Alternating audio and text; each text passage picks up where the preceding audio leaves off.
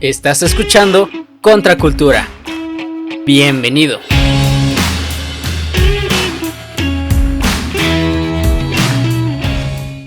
Hola queridos amigos, ¿escuchas? Me alegra mucho poder estar nuevamente con ustedes. El día de hoy estoy más emocionada, pues comenzaremos con una nueva sección llamada ¿Entiendes lo que lees? En esta sección nuestro propósito es profundizar en porciones de la Escritura, exponiendo una interpretación desde la postura de la teología bíblica.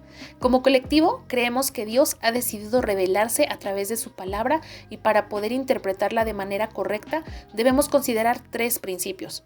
El primero es que Dios habló para que lo entendieran. Este es el principio de la sencillez.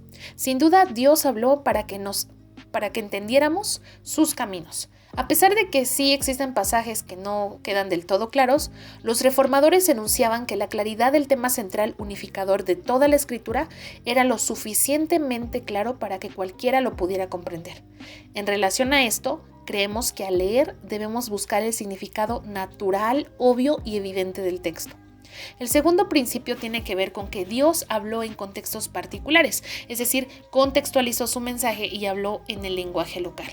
El principio de la historia nos hace buscar el sentido original del texto tal y como lo quiso el autor y como lo hubieran entendido los lectores originales.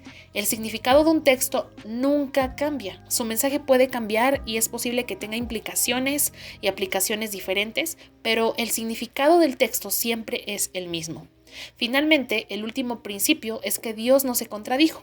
Este principio descansa sobre el hecho de que Dios habla de manera coherente y no debemos atribuirle los líos y las confusiones que caracterizan a nuestra mente. Lo que encontramos en las Escrituras es una combinación de diversidad y unidad. La revelación de Dios es rica en diversidad tanto en énfasis teológico como en los medios y los géneros literarios. Mi nombre es Frida San Pedro y te invito a que te quedes con nosotros lo que resta de este podcast. Hola amigos, pues el día de hoy, como lo acabo de mencionar, vamos a estar meditando en una porción de la Escritura. Estoy muy emocionada porque en esta sección lo que vamos a tratar de hacer es pues explicar o más que explicar, estudiar algunos pasajes muy populares que hemos escuchado en diversas predicaciones, podcasts o enseñanzas, incluso algunos posteos en Facebook, en Pinterest, en Instagram, y que a veces pues nos perdemos de la riqueza de la Escritura porque solo nos centramos en un aspecto de toda la historia y nos perdemos de lo que en realidad el texto nos quiso hablar. En el día de hoy pues vamos a estar meditando en el pasaje que se encuentra en el capítulo 17 del libro de 1 Samuel. Y en esta porción se nos narra una batalla épica donde 2 pueblos estaban decididos a apostarlo todo. De un lado estaba el pueblo de los filisteos y del otro lado los israelitas. El pueblo vencedor serviría al perdedor. Y aparentemente pues ambos tenían el coraje para enfrentarse. No obstante, el pueblo filisteo contaba con un arma secreta, un héroe, un hombre que sobresalía de todos los demás. Este hombre se llamaba Goliat. Goliat es descrito por el autor de este texto como un hombre alto, además de que describe la ornamentación que le revestía, y pues eso nos deja claro que también poseía una fuerza tremenda para poder pelear con toda esa ornamentación, ¿no? De modo que los filisteos pues confiaban en su campeón, así es como lo llama el autor en este texto. Dividiré esta narración en escenas para poder acercarnos y observar de manera global la historia que nos narra en este capítulo. En la primera escena vemos a este campeón salir en medio de los ejércitos y gritar para intentar amedrentar y desafiar al ejército de Israel, pidiendo que enviaran un guerrero que le hiciera frente. Y así, si es que lograba vencerlo, prometía el servicio del pueblo filisteo al israelita. Por el otro lado, en la misma escena, vemos a los israelitas como a su rey Saúl, no solo acobardados, sino llenos de gran temor ante tal personaje y tales demandas. Y es que no era para menos. Este personaje de Goliat tenía todas las características, ¿no? de un ser poderoso, de un ser que podía destrozar y hacer como él quisiera a quien se le enfrentara.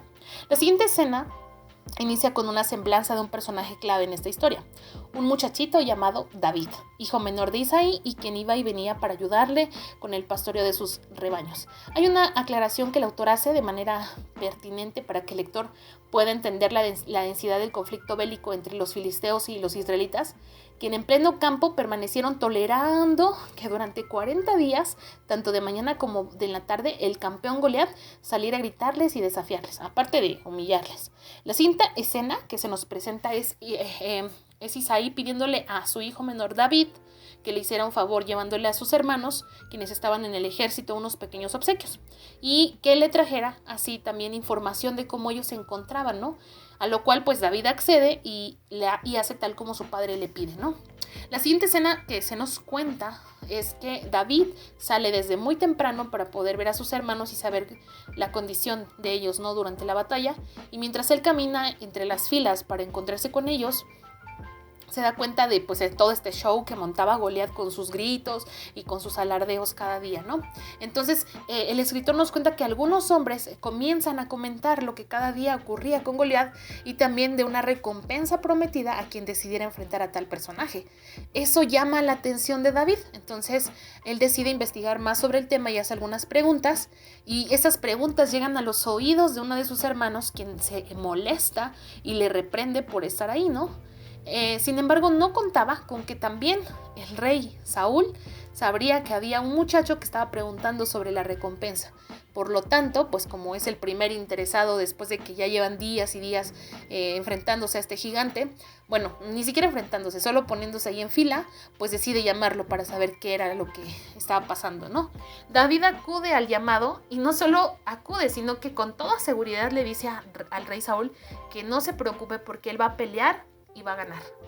Razonablemente Saúl le dice que no sea ridículo, pues no tiene sentido que alguien como él enfrente a un campeón de ese tipo, a lo cual David responde contándole sus hazañas como pastor, agregando un ingrediente secreto que es la piedra angular de esta historia, asegurando que el mismo Señor que le rescató de las fieras a las que él se enfrentaba cuando pastoreaba sus ovejas, le rescataría de ese filisteo. Saúl accede a que él pueda enfrentarse, pero le intenta pues ayudar, ¿no? Y entonces le presta su traje de batalla. No obstante, David le dice que no puede usarlo, pues él no está acostumbrado a utilizar ese tipo de ornamentación y decide, pues de una manera valiente, enfrentárselo sin nada, o sea, simplemente con una honda y un par de piedras que toma, ¿no? del camino. Cuando David sale al encuentro de aquel soberbio campeón filisteo, es obvio que Goliat se siente ofendido por quién es el que va a enfrentarlo, a tal contrincante. Hasta comienza a insultarlo y a maldecirlo, a lo cual David responde de una manera muy puntual.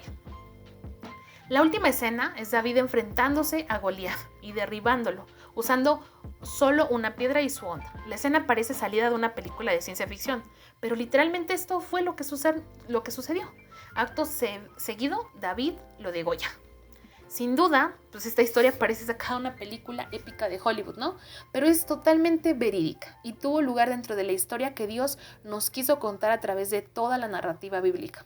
La historia de David siempre ha sido considerada como una historia para contar a los niños, a los jóvenes y abordar el tema de la valentía, el coraje y pues a últimas la fe.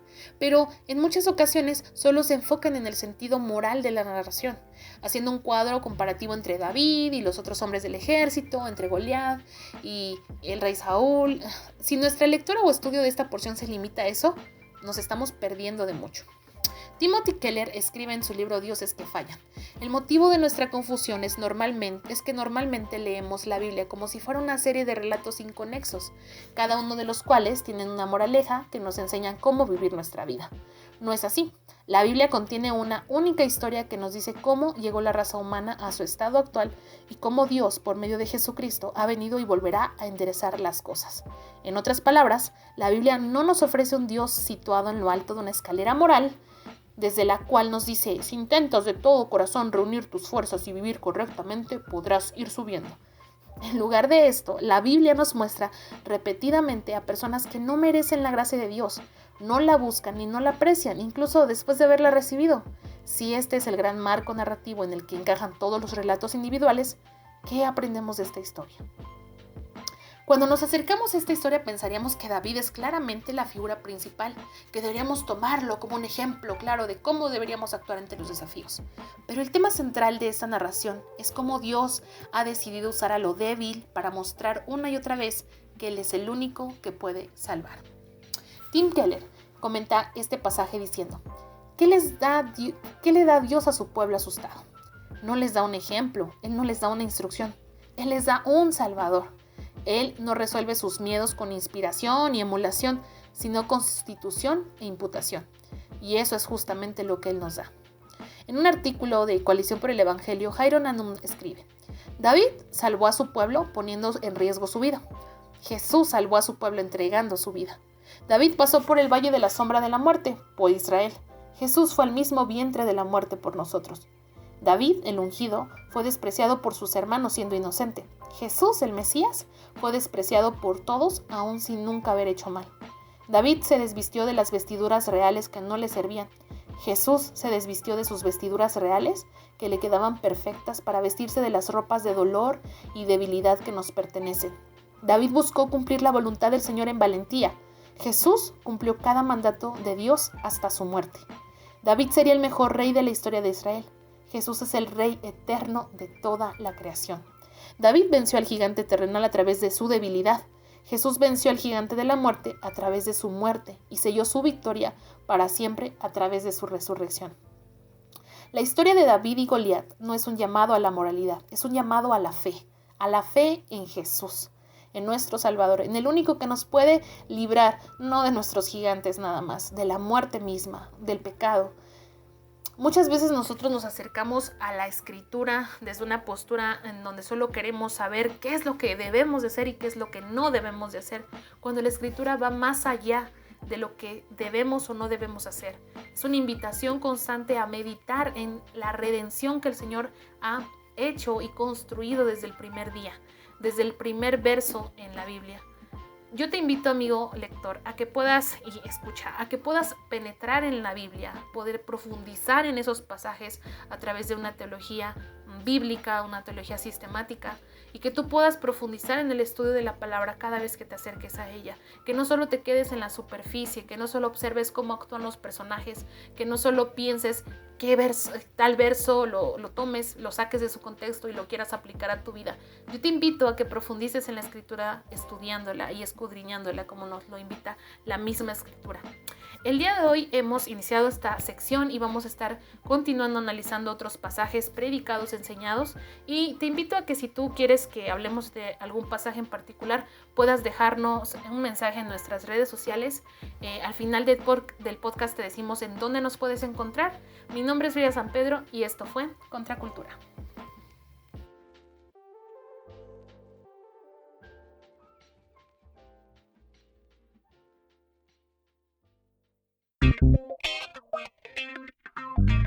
Hemos llegado al final de este podcast. En Contracultura somos un colectivo en el que creemos en la Biblia como la palabra inspirada por Dios y su veracidad y autoridad suprema en todo asunto de fe y conducta. Te invitamos a seguirnos en todas nuestras redes sociales y a continuar conectándote con nosotros. Hasta la próxima.